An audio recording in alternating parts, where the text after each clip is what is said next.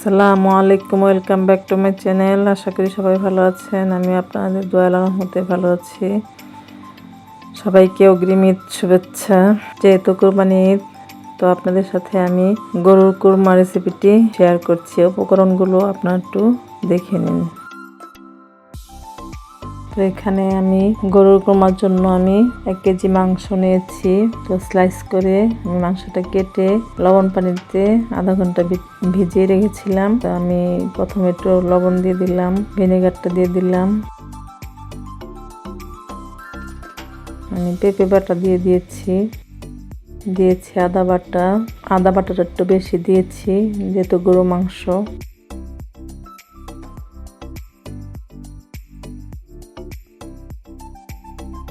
রসুন বাটা দিয়েছি পরিমাণ মতো,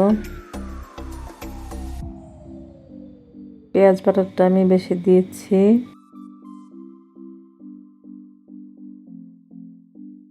দিয়েছি কাঁচা জিরা বাটা,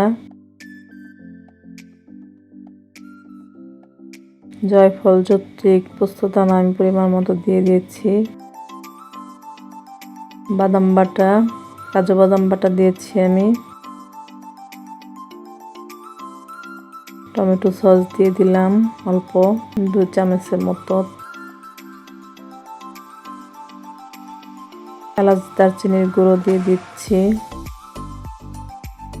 আমি টক দই দিয়ে দিচ্ছি। টক দইয়ের সাথে আমি কিচমিচ ও কিছু বেরেস্তা ব্লেন্ড করে নিয়েছিলাম,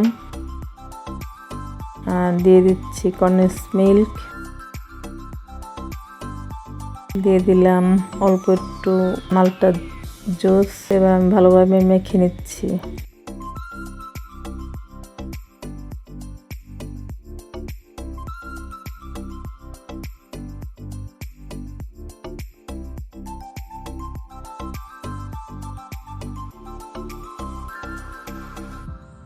পরে কিছু আমি সাদা তিল দিয়ে দিলাম, শুকনো মরিচ দিয়ে দিলাম,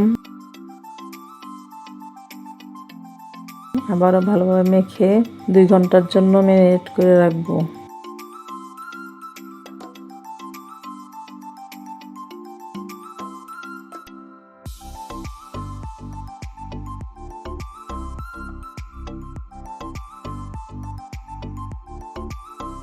ম্যারিনেট করা মাংসটা 2 ঘন্টা হয়ে গেছে। আমি চুলায় একটা প্যান বসিয়ে দিয়েছি। তার মাঝে আমি ঘি,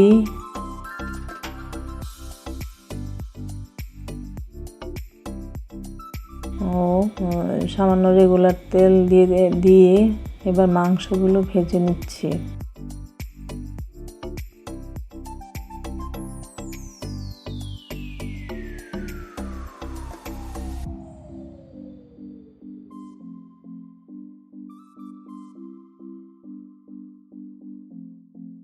প্রায় আধা ঘন্টার মতো মাংসটা ভেজে নিতে হবে।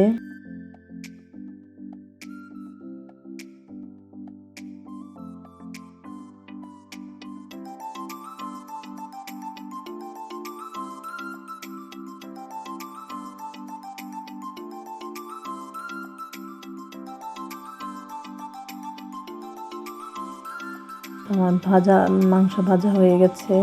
এবার আরেকটা প্যানে আমি কিছু ঘি ও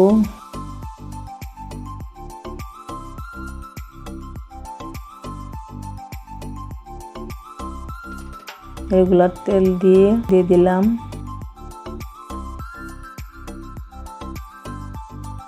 তার মাঝে কয়েকটা শুকনো মরিচ, লং, কিছু তিল, সাদা তিল দিয়েছি এখানে, পরিমাণ মতো লবণ দিয়ে ভালোভাবে নেড়েচেড়ে মেখে রাখার বাকি ঝোলগুলো আমি ঢেলে দিলাম। এবার ভালোভাবে মশলাটা কষিয়ে নিচ্ছি। আমি মাল্টা জুসটা দিয়ে দিয়েছি, বাকি মাল্টা জুসটা যতটুকু ছিল দিয়ে দিচ্ছি অল্প কনডেন্স মিল্ক। আবারও আমি ভালোভাবে নেড়ে দিচ্ছি। তো বলক উঠে যাওয়ার পরে আমি কিছু বেরেস্তা দিয়ে দিলাম,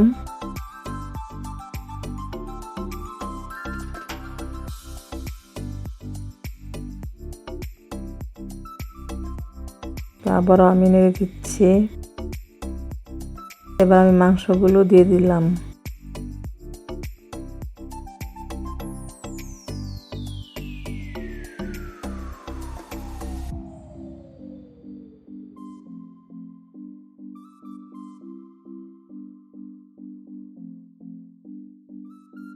মাংসের মাঝখানে ভেজে রাখা মাংসটার বাকি ঝোলগুলো আমি দিয়ে দিচ্ছি। দিয়ে এবার 1 ঘন্টার মতো ঢেকে রাখবো, ঢেকে রান্না করব। আবার আমি নেড়ে দিচ্ছি। আমার মাংসটা প্রায় হয়ে গেছে।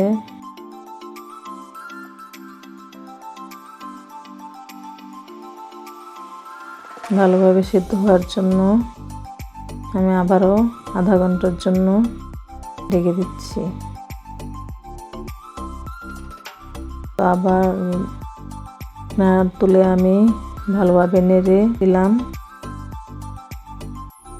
আমি এখন মাংসটা নামিয়ে ফেলবো, নামিয়ে পরিবেশন করব।